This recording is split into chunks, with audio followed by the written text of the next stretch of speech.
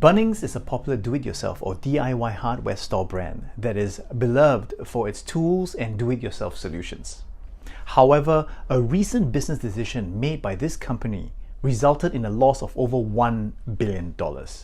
In this video, I discuss what this mistake is all about, what we can learn from it, and how this can be avoided in your business.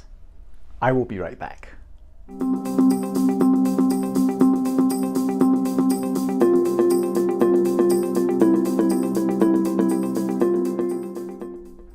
Welcome back. My name is Raymond Huan, and if you own a business, you're interested in business, or you wish to learn the tips and tricks of how to operate a business better, I encourage you to click on the subscribe button that you see on the video right now.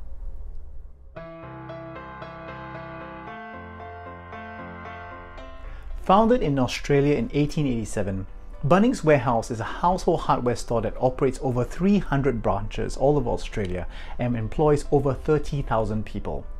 With an annual turnover in 2016 of $11.6 billion, I can safely say that most, if not all, Australians know what Bunnings represents.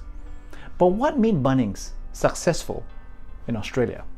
Bunnings made household hardware become accessible to everyone. And with that, they've done a great job in building and nurturing a market for people who are interested in DIY. They've had a good marketing campaign that caters to the DIY market too. No question, or as they would state, no question fielded by any of its customers is too dumb for its well-trained staff to answer. Customers come out of the store confident that they have the right information to tackle their DIY project. However, some people have found trying to find staff when you really needed them can be frustrating at times due to the sheer size of their warehouses. So in a sense, they have effectively pioneered a new concept of DIY customer service. In other words, if you want to have customer service, you need to do it yourself and find them in the first place.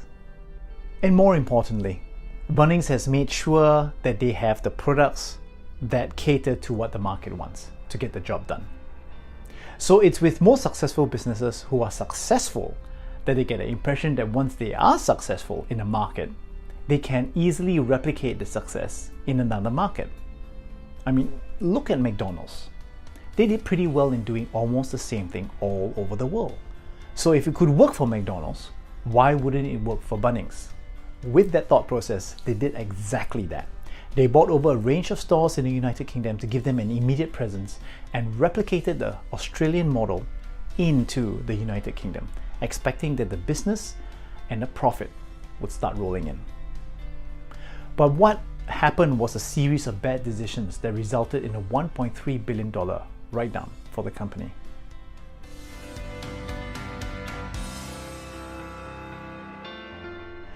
They found out a couple of reasons as to why the business model did not work too well in the United Kingdom.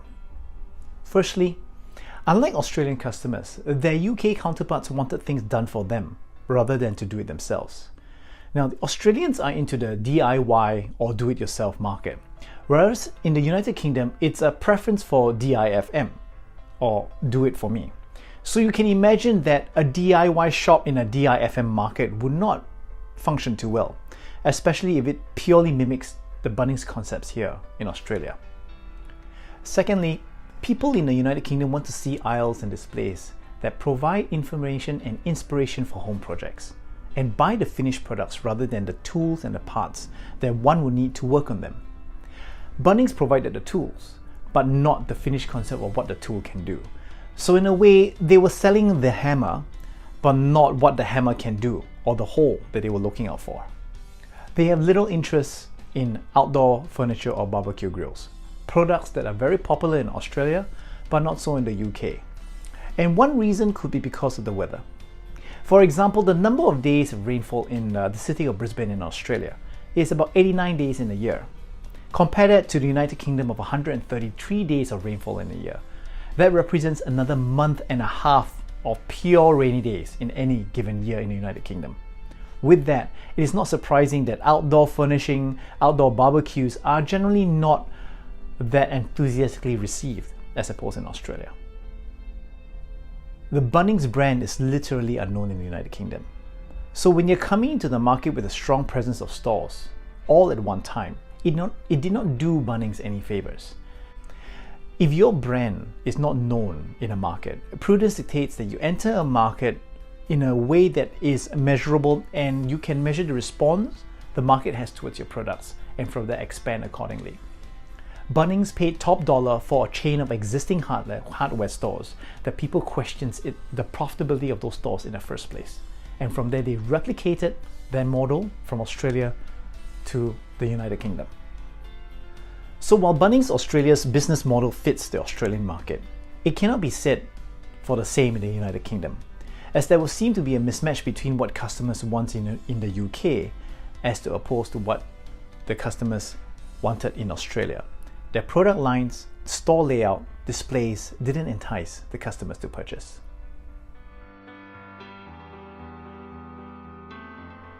From a business point of view, I would define arrogance as the side effect that one gets when the business under your charge is doing extremely well, even when your competitors may be struggling.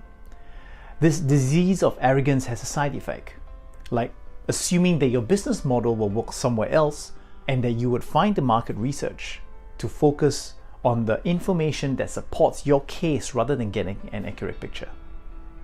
So the lesson here is that one should not assume that one's success in one market can be successfully replicated in another market by simply doing the exact same thing. Bunnings' mistake was to copy and paste their business strategy from one country and do it into another country without taking into account that people have and different markets have different preferences. Do you suffer from business arrogance? If you do, you wouldn't even realize it. I can't even tell at times if I suffer from business arrogance, but I do have a group of people whom I'm accountable to, who can call me out and tell me if I'm becoming arrogant. You should have people like that around you as well, as it could save you a lot of money. Understand the market. Take some time in understanding the market you will enter and particularly the potential customers that you're going to serve. Understanding what they want and don't want may save you from the headache of stocking up on unwanted inventory. Rationalise strategically. When cutting down on costs, do not take out the one thing that makes the most difference.